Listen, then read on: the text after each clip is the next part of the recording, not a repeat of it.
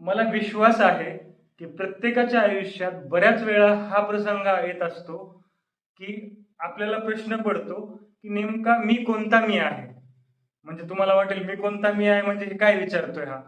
म्हणजे आपल्याला त्या प्रसंगात जाणवतं की आपल्यामध्ये दोन मी आहेत. एक मी म्हणत असतो की तू समाजरूपी प्रवाहाच्या म्हणजे त्या प्रवाहामध्ये जाऊन स्वतःचा निर्णय घे आणि स्वतःचं अस्तित्व हरवून बस. एक मी म्हणत असतो की तू ह्या प्रवाहाच्या विरुद्ध जा, संघर्ष कर आणि स्वतःचं अस्तित्व निर्माण कर.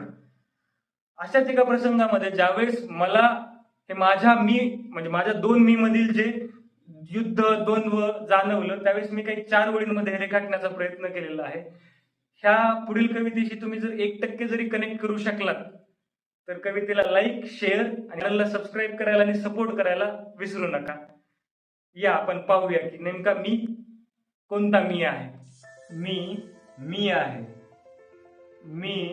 मीच आहे का मी तो मी आहे जो सागररूपी समाजातील प्रत्येक लाटेसोबत स्वतःचं अस्तित्व सोयीनुसार येणाऱ्या प्रत्येक किनाऱ्यानिशी हरवून बसतो.